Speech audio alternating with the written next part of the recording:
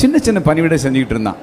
இதை செஞ்சுட்டு இருந்தாலே போதும், உன்னோட டைம் வர்றப்ப கட்டாயம் வந்து சாமையில் வெளியே தூக்கி காட்டினது போல் தேவன் காட்டுவார். அது வரைக்கும் சும்மா இருக்கணுங்கிற அவசியம் இல்லை. உங்களால் என்ன முடியுமோ லோக்கல் சர்ச்சில் உங்கள் பாஸ்டரோடு சேர்ந்து என்ன செய்ய முடியுமோ அவர் சொல்கிற காரியங்கள், இங்கே போயிட்டு வாப்பா, இந்த பிரேஸில் போ, அல்லது இங்கே நான் ஊழியத்துக்கு போகிறேன், என் கூட நீ என்னென்னா வா, எனக்கு இந்த விதத்தில் ஒரு ஹெல்ப்பாரு அப்படின்னு சொல்லக்கூடிய ஒரு ஒரு ஒரு இந்த பணியை செய்கிறது உங்களை ஆக்டிவாக வச்சுருக்கோம், பிஸியாக வச்சுருக்கோம். ஆனால் உங்களை குறித்த காரியம் வந்து உங்களுக்குன்னு குறித்த நேரத்தில் கண்டிப்பாக தேவன் செய்வார். Okay, thank you. சரியா? அங்கே ஒரு தம்பி இன்னொருத்தர் இருந்தார். Praise Lord pastor. Praise Lord. Pastor, எங்கள் சர்ச்சுக்கு ஒரு அண்ணா வருவாங்க பாஸ்டர். அவங்க வந்து கொஞ்ச நாள் இப்போ சர்ச்சுக்கு வரதில்லை. ஏன்னா அப்போ வரதில்லை அப்படின்னு கேட்டேன் பாஸ்டர். அதுக்கு சொன்னாங்க, பாஸ்டர் சொல்கிற வார்த்தையெல்லாம் கேட்குறதுக்கு நல்லா தான் இருக்குது, ஆனால் வாழ்க்கையில் வந்து எதுவுமே செயல்பாட்டில் வந்து நடக்க மாட்டேங்குது. அவங்க வந்து ஒரு நம்பிக்கையே இல்லாமல் இருக்காங்க பாஸ்டர். அவங்களுக்கு எப்படி பாஸ்டர் நான் ஒரு நம்பிக்கை தருது, அவங்கள திருப்பி சர்ச்சுக்கு கொண்டு வரது எப்படி பாஸ்டர்? அதாவது ஆவி என்னது? உற்சாகம் உள்ளது, மாம்சம் பலவீனம் உள்ளது. அப்போ மாம்சம் பலவீனம் உள்ளதுன்னா அதை மேற்கொள்றதுக்கு என்ன செய்ய சொல்லியிருக்கிறாரு? வார்த்தை. நீங்கள் சோதனைக்கு உட்படாதபடிக்கு விழித்திருந்து ஜெபம் பண்ணுங்கள். நல்லா கொண்டீங்க. வேர்டு கேட்கறதுக்கு நல்லா இருக்கும், வேர்டு கேட்கறதுக்கு நல்லா இருக்கும். ஆனால் அது நடைமுறை வாழ்க்கையில் ஒர்க் அவுட் ஆகணும்னா உங்கள் பாடிக்கு என்ன தேவைன்னா ப்ரேயர் தேவை, ஸ்பிரிட்டுக்கு சீடு தேவை, ஸ்பிரிட்டுக்கு வசனம் தேவை. ஆனால் பாடிக்கு என்ன தேவை? ப்ரேயர் தேவை. நீங்கள் ப்ரேயரில் உங்கள் பாடியை ஃபீட் பண்ணலைன்னா ஆட்டோமேட்டிக்காக பேசின வாக்கு மேலே நமக்கு டவுட் வரும், ட்ரை ஆயிடுவோம், எந்த உற்சாகமும் என்னென்னா இருக்காது. பேதுரு நிலைமை தான் நமக்கு வந்துடும். நிறைய பேருக்கு இந்த ஸ்ட்ரகிள் இருக்குது. காரணம் என்னென்னா வேர்டை கேட்டு நீங்கள் போகிறீங்க, ரசம் வந்து அப்படியே பொங்குதா, ஆனால் துருத்தி எப்படி இருக்குது? துருத்தி எப்படி இருக்குது? பழந்துருத்தியாக இருக்குது, ஹார்டாக இருக்குது, விரிஞ்சு கொடுக்கல. ஸோ வேர்டு எவ்வளோ ஃப்ரெஷ்ஷாக இருக்கோ அதே போல் ஜெபம் பண்ணி இந்த ஃப்ளஷை நான் ஃப்ரெஷ்ஷாக வச்சுக்கலன்னா நடைமுறைக்கு அந்த வேர்டு ஒத்துவராத மாதிரி தான் தெரியும். ப்ராக்டிக்கல் லைஃப்பில் இதெல்லாம் நம்ம கை கொள்ளவே என்னன்னா முடியாது. ஆனால் வைன் வந்து ஃப்ரெஷ்ஷாக இருக்குது, ஆனால் ஸ்கின் எப்படி இருக்குன்னா பழசாக இருக்குது, ஹார்டாக இருக்குது. அப்போ ஹார்டாக இருக்கிற ஸ்கின்னை எப்போ ஃப்ரெஷ்ஷாக வச்சுக்கலாம், புதுசாக வச்சுக்கலாம்னா ஜெபத்தின் மூலமாக அதை என்னவா மாற்றிடணும்?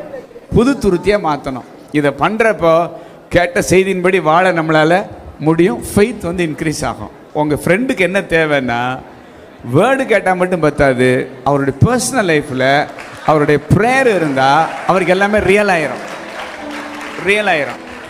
இங்கே ஜெயராஜ் இங்கே ஒரு தங்கச்சி கேட்டாப்புல, அதுக்கப்புறம் பின்னாடி கொடுங்க. இல்லை இங்கே seniority. Okay. Praise Lord. So there are two kind of people. ஒன்று கேட்ட உடனே திருந்துறவங்க, இன்னொன்று வந்து நான் பட்டு தான் திருந்துவேன், அடிபட்டு தான் திருந்துவேன். So there's a trial and error method. Is being trial and error-ஆக இருக்கிறது ஒரு மிஸ்டேக்கா, இஷ்யூவா? Is that an issue? Is it right? ரெண்டுமே இருக்கு.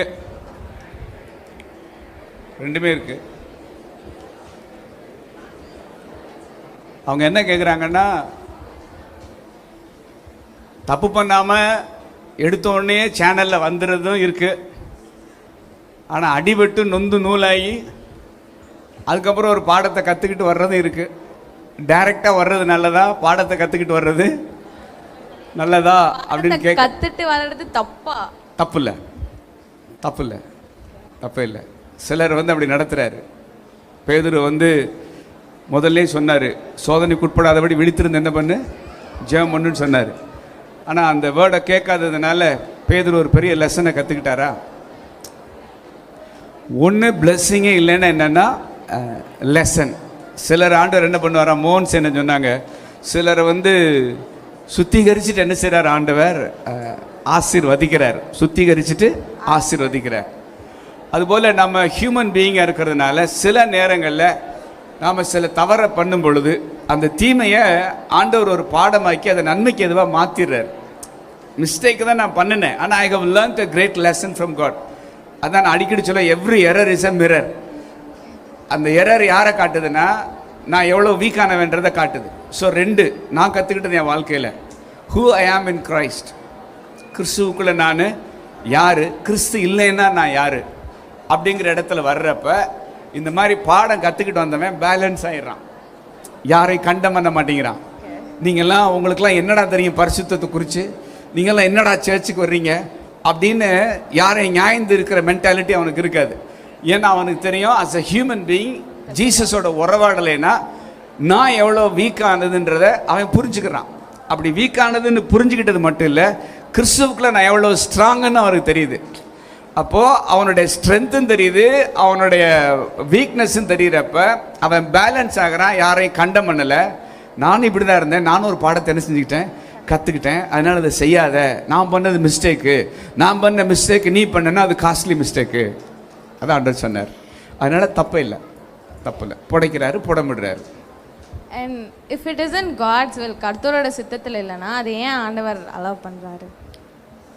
எது கர்த்தருடைய லைக் அது if it is not plan of God, ஆனாலும் அது நம்ம வாழ்க்கையில் ஏதோ ஒரு பிஞ்சில் இருக்குது அப்படின்னா அது ஏன் அதை அப்படியே அவாய்ட் பண்ணியிருக்கலாமே? ஆண்டவர் டிக்டேட்டர் இல்லை, ஆண்டவர் சர்வாதிகாரி இல்லை. அவர் வந்து நம்மளை டைரக்ட் பண்ணுவாரே ஒழிய அவர் ஒருபோதும் நம்மளை டிக்டேட் பண்ண மாட்டார். ஆப்ஷன் இல்லைன்னா அது சர்வாதிகாரம். ஆனால் நல்லது கெட்டது ரெண்டும் முன்னாடி இருக்குது. ஆனால் நீ சூஸ் பண்ண வேண்டியது நல்லதுங்கிற ஃப்ரீ வில்லை நம்மகிட்ட கொடுத்துருக்கிறார். அதனால தான் நம்ம காடு வந்து வித்தியாசமாக இருக்கார், யூனிக்காக இருக்கிறார். இல்லைன்னா நான் ஒரு ரோபோட் ஆயிடுவேன். என்னை ப்ரோக்ராம் பண்ண விட்டு நான் பட்டன் அமுக்குனா இந்த ப்ரோக்ராம் படி தான் செயல்படணும்னு சொன்னால் மனுஷன் வந்து ஹியூமன் பீயிங்காக இருக்க மாட்டான், ஒரு ரோபோட் மாதிரி இருப்பான்.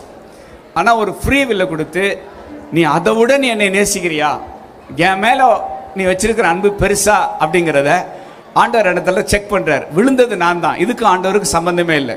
அவர் சொல்கிறாரு, நீ விழாமல் இருக்க தேவையான ஸ்ட்ரென்த்தையும் நான் தர்றேன், ஆனால் தப்பு எதுன்னு நான் சொல்லிட்டேன், ஆனால் அதையும் மீறி நீ போனால் இட்ஸ் அப் டு யூ. இது நீயா வலியை போய் தேடிக்கிட்டது, அதனால் போய் தொலைன்னு விடாமல் அங்கேயும் வந்து நம்மளை தூக்கி எடுத்து கற்றுக்கிட்டியா, என்ன சொல்ல வந்தேன்னு புரிஞ்சா, இப்போ மாதிரி உனக்கு விளங்குதா அப்படின்னு தூக்கி தோளில் போட்டுக்கிட்டு திரும்ப உங்களை கொண்டாந்து இங்கே நிறுத்தி இப்படி தடவை வச்சு ஏய் ஸ்காரியா அப்படின்னு சொல்ல வச்சு உங்களை அநேகருக்கு ஆசீர்வாதமாக மாற்றிடுறார். தப்பு இல்லை அது. இந்த தம்பிட்டு கொடுங்க இங்கே. அவ்வளோதான், இதோட போயிட்டு திரும்ப வரணும் அடுத்த செஷனுக்கு. அப்படி ஏன் இப்போ பின்னாடி சோத்ரம் பாஸ்டர். சோத்ரமா, என்னோட ஃப்ரெண்டு வந்து ஒரு பொண்ணை லவ் பண்ணுறான். அவன் என்ன பண்ணானா, அந்த பொண்ணுக்கு வந்து லவ் ப்ரப்போஸ் பண்ணல, ஜஸ்ட்டு டேரெக்டாக அவங்க வீட்டில் வந்து மேரேஜ் ப்ரப்போசல் பண்ணி 2 பேர் வீட்லேயும் மேரேஜுக்கு ஓகே ஆகி என்கேஜ்மெண்ட் டேட் அந்த ஃபிக்ஸ் பண்ணுற லெவலுக்கு வந்ததுக்கப்புறம் அவங்க 2 பேர் வீட்லேயும் ஜஸ்ட்டு ஒரு நார்மல் மிஸ் அண்டர்ஸ்டாண்டிங் மாதிரி ஆயிடுச்சு. அதனால வந்து அவங்க 2 பேர் வீட்டுக்குள்ளே ஒரு மனஸ்தாபமாக இருக்குது. பட் ஆனால் லவ் பண்ணுற இந்த பையனுக்கும் அந்த பொண்ணுக்கும் லைக் எந்த மனஸ்தாபம் மாதிரி இல்லை, நார்மலாக போகிற மாதிரி தான் போயிட்டுருக்கு. இப்போது அவங்க ஃபேமிலிக்குள்ளே இந்த மனஸ்தாபம் வந்ததுனால அந்த பொண்ணுக்கு வந்து ஒரு சின்ன பயம், நாலு பின்னா எனக்கு மேரேஜ் ஆகி வந்துட்டோன்னு உங்கள் வீட்டுக்கு இதே ப்ராப்ளம் லைக் உங்கள் அப்பா அம்மா வாட்டவர் இதுமாரி திருப்பி அந்த ப்ராப்ளம் ரிப்பீட் ஆகும்போது என் லைஃப் எப்படி இருக்கும் அப்படின்னு சொல்லி அந்த பொண்ணு பயப்படுது. இது வந்து என் ஃப்ரெண்டு வந்து, நான் சென்னையிலேருந்து வரேன், அவன் வந்து என்கிட்ட லாஸ்ட் டைம் நான் இப்போ வரதுக்கு முன்னாடி என்கிட்ட கேட்டான் இது மாதிரி போதுறான்னு சொல்லிட்டு. எனக்கு வந்து அப்போ அவனுக்கு எப்படி சொல்லி அவனை இது பண்ணணும்னு எனக்கு தெரியலை. ஸோ இப்போ நான் அந்த இடத்துல நான் இருக்க இந்த இடத்துல நீங்கள் இருந்திருந்தீங்கன்னா நீங்கள் என்ன சொல்லி அதை இது பண்ணியிருப்பீங்க? லைக் வந்து அந்த பையனுக்கும் அந்த பொண்ணுக்கும் no misunderstanding, marriage level எல்லாமே போயிடுச்சு. அதே மாதிரி மேரேஜ் லவ் ப்ரொபோஸ் பண்ணல, மேரேஜ் கொஞ்சம் பேசாம இருங்க ராஜா, மேரேஜ் ப்ரொபோசல் தான் போயிருக்கு. பட் ஆனால் அந்த டேட் வரும்போது ஒரு சின்ன மிஸ் அண்டர்ஸ்டாண்டிங். அது இப்போ நீங்கள் அதுக்கு என்ன அட்வைஸ் கொடுப்பீங்க? அந்த கொஞ்சம் வெயிட் பண்ணுங்க, கொஞ்சம் வெயிட் பண்ணி ஆண்டவருடைய சித்தமாக இருக்கிறப்ப அது வந்து ஆண்டவரே வந்து நல்ல அண்டர்ஸ்டாண்டிங்கை கொடுத்து அதை பியூட்டிஃபுல்லாக அதை ஆர்கெஸ்ட்ரேட் பண்ணுவார். ஆனால் இந்த கன்ஃபியூஷன் நடுவில் சடன்னு முடிவெடுத்து அடுத்தடுத்த ஸ்டெப்புக்கு போகாமல் கொஞ்சம் ஆண்டவருடைய பாதத்தில் வச்சு அதை வெயிட் பண்ணுறது ரொம்ப நல்லது. சொல்லப்போனால் அந்த பையன் வந்து அவங்க அம்மா அப்பாட்ட பேசலாம், இந்த பொண்ணும் அவங்க அம்மா அப்பாட்ட பேசலாம். பொண்ணே அம்மா அப்பாட்ட பேசுகிறப்போ அந்த பக்கம் பையனை அம்மா அப்பாட்ட பேசுவதன் மூலமாக அவங்க 2 பேரும் ஒரு சமாதான புறாவாக என்ன செய்யலாம், இருக்கலாம். அந்த மாதிரி திங்ஸ் வந்து ஒரு செட்டில் வர்ற வரைக்கும் அடுத்தடுத்த ஸ்டேஜுக்கு போகாமல் இந்த காயம் வந்து கொஞ்சம் ஹீல் ஆகிற வரைக்கும் கொஞ்சம் வெயிட் பண்ணுறது நல்லது. அப்படி சரியா? ஓகே, இந்த இங்கே ஜெயராஜ் இதோட முடிஞ்சு உங்களுக்கு இதுக்கு அடுத்து கொஸ்டின் இருக்குன்னா நீங்கள் எழுதி கொடுங்க. ஆமாம், நாங்கள் அதை கன்சிடர் பண்ணுறோம். இவங்களோட ஃபைனல், அதான் final. Praise Lord pastor. Praise Lord. இப்போ நான் பார்த்த ஒரு பேஷண்ட்க்கு வந்து கேன்சர். ஆனால் அவங்க வந்து இதுக்கு முன்னாடி நல்ல பரிசுத்தமாக இருந்திருக்காங்க. அதுபோல் நல்ல பைபிள் வாசிப்பாங்க, ப்ரேயர் பண்ணுவாங்க, வர்ஷிப் பண்ணுவாங்க, சர்ச்சில் ஒரு பங்காளியாகவும் ஒரு பார்ட்னராகவும் இருந்திருக்காங்க.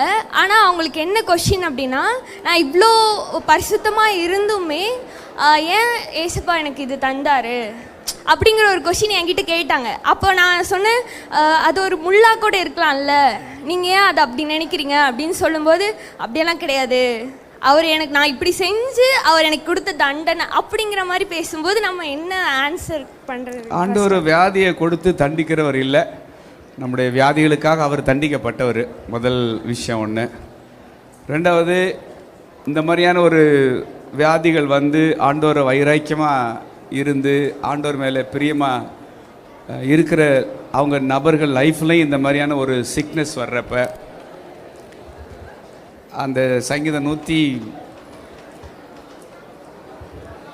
என் ஆத்துமாவே 103 கர்த்தரை ஸ்தோத்திரி, என் முழு உள்ளமே என் ஆத்துமாவே கர்த்தரை, அவர் செய்த சகல, அவர் உன் அக்கிர